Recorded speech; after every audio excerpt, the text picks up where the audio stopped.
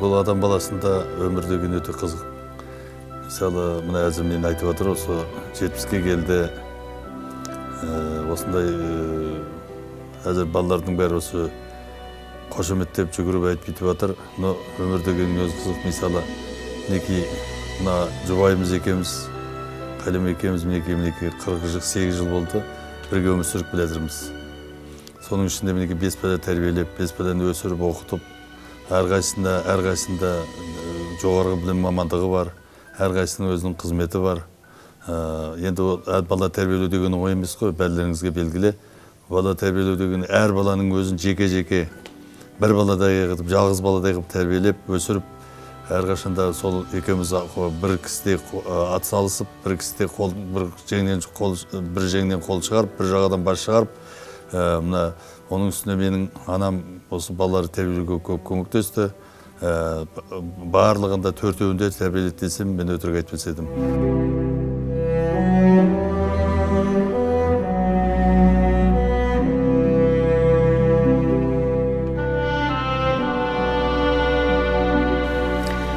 Қайыпберген ағаң екеуміз бір ауылдың түлегіміз.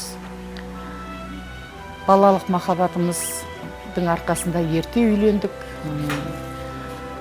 Ағаң қазақ мектебін бітірген, мен орыс мектебін бітірдім. Мен бірден оқуға түсіп кеттім.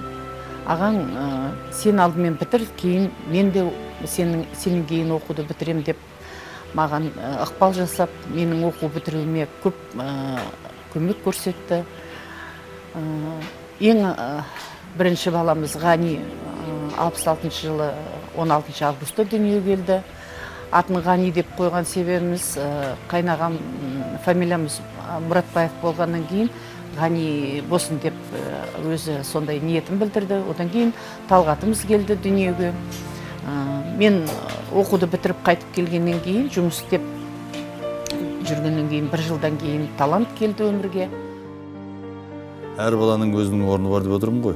Мысалы, бір қызық дүние болды. Осы Қалиманы енеммен, менің енеммен шешем, одай бір 3 бала болғаннан кейін, 3 жыл болғаннан кейін бір қыз босансаң деп қайта-қайта соған қолға сала берді. Содан мен Кеген ауданынан Балқаш ауданына қызметпен ауысып, Балқаш Күрт ауданының 2 ауданының электр жүйесінің бастығы болып тағайындалып, сол жаққа қызметке ауыстым. Сол ауысқан кезде, сол 4-5 жыл өткеннен кейін, сол жаңағы баяғы кемпірлердің, менің анам мен енемдердің айтқан нелері, сол бір қайткенде қыз босансаң дегендей әңгіме. Сонымен қойшы, жаңағы Қалима қыз босанам деп больницаға түсті. Бір қызығы осы Ерланды біз қыз бала болама деп күткенбіз. Бірақ та ағаң өзінің маған қыз болса болсын деп маған бұлай ықпал жасағанымен көңілінде ұл бала болғанын тілеп жүріпті. Осы роддомда шығып, сіздің тағы да дүниеге ұл балаңыз келді. Жоқ, бізде қыз бала болу керек. Сіз дұрыс түсінбегенсіз ғой, қайтадан барып сұрап келіңіз деп акушерға сөйтсе, акушер айтады, аға, мен біліп келіп айтып отырмын ғой, қыз емес, қайтадан дүниеге ұл бала келді деп. Ертең 21 июльде 78 жылы осы біздің 4-ші бала өмірге келді. Сөйтсе ұл бала болып шықты. Сонда менің қуанғаным, енді әр адамның өзінің несі қуанышы болады ғой. Сонда менің айтқан сөзім ертең-ерте таңғы сағат 5-те енем келіп шүйін сұрап атса, ой, тағы ұл болып қалды дегенге мен қуанып, бұл дегенің ете жақсы болды, тіремешке жер Д'Артаньян деп айтыппын. Сол нәрестен үлкен жігіт болсын, ол кезде Ғани мен Талғат әскер қатарында екеуі де. Сонда айтады, май көтен болып алдарынан жүгіріп шығар деп, сондай өзі бір керемет, сондай бір қызық дүние болды да. Содан кейін Талғат Ғанидан бұрын қайтты. Ғани Талғаттан бұрын қайтты әскерден. Сол кезде Талғат айтыпты, сен үйге барғанда сені бір кереметтей бір сюрприз күтіп тұр деп. Сөйтсе Ғани ойлапты, магнитофон алып қойған екен деп. Сөйтсе үйге келгеннен кейін, қайда менің сыйлығым, сюрпризім қайда деп сөйтеді. Сөйтсе әкесі алып шығып Ерланды көрсетіп жатыр да. сөйтсе айтады, ой, мен магнитофон десем дейді, міне живой магнитофон саған деп. Ерланды сонда, кішкентай Ерланды дүниеге келгенін сондай бір қызықты моменттері сондай болды.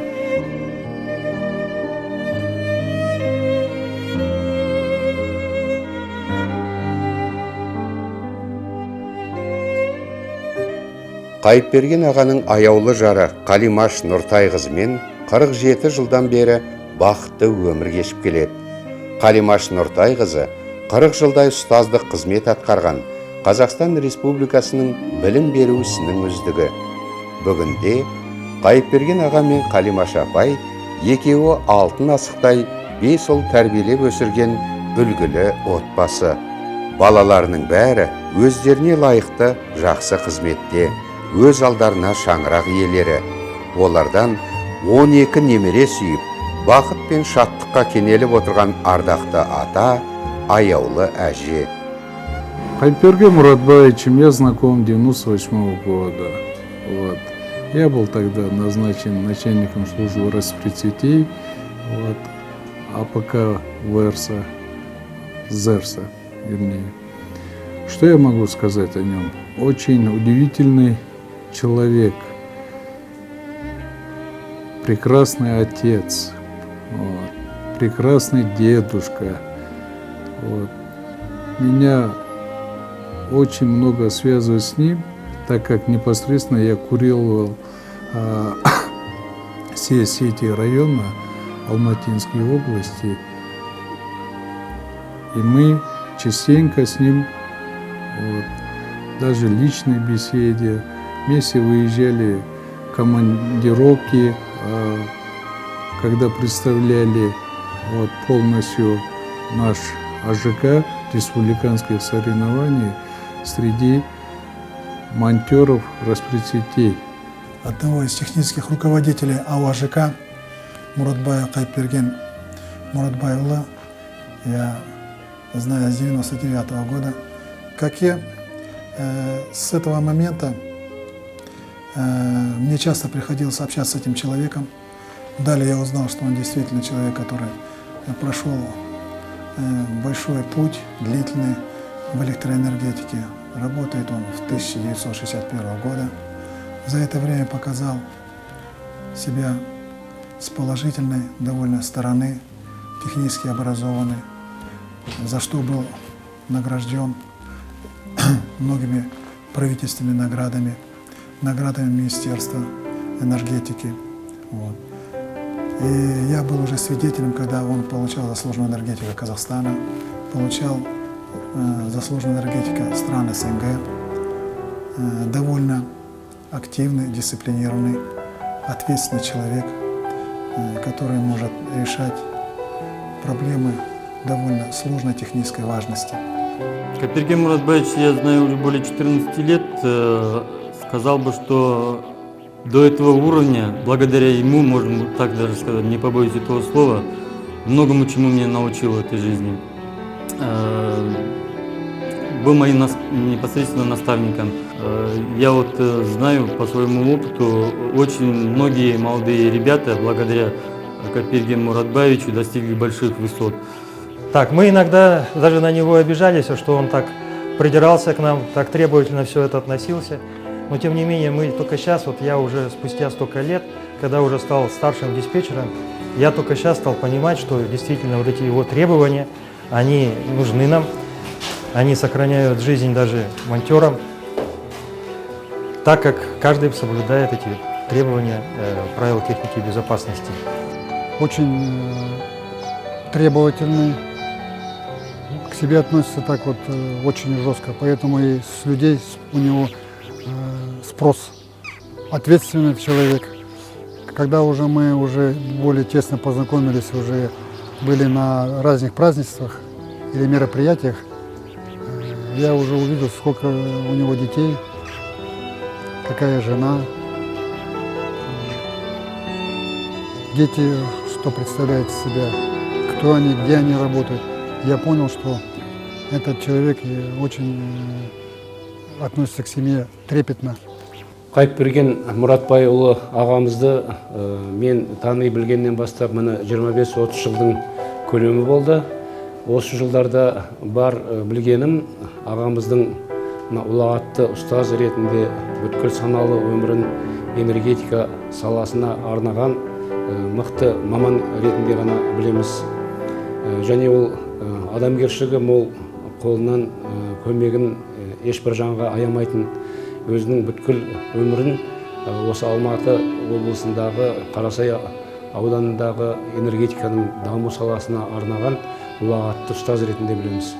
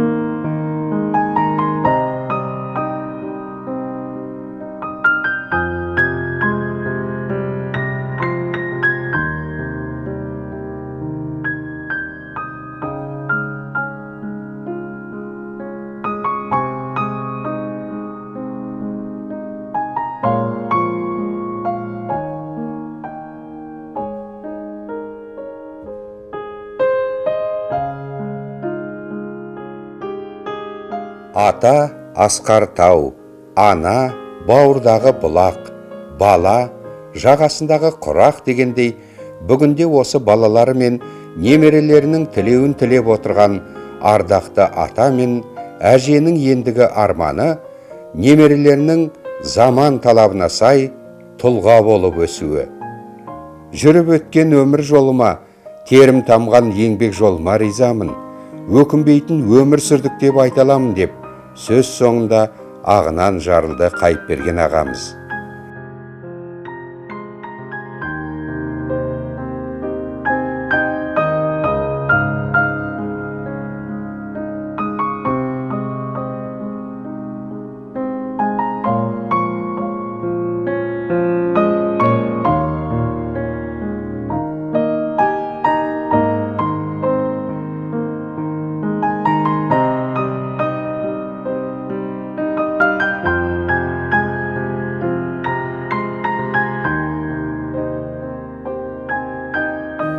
Берекелі әулетке бақ пен ынтымақ тілей отырып, Қайыпберген ағаның еңбегі жемісті болсын деп тілейміз.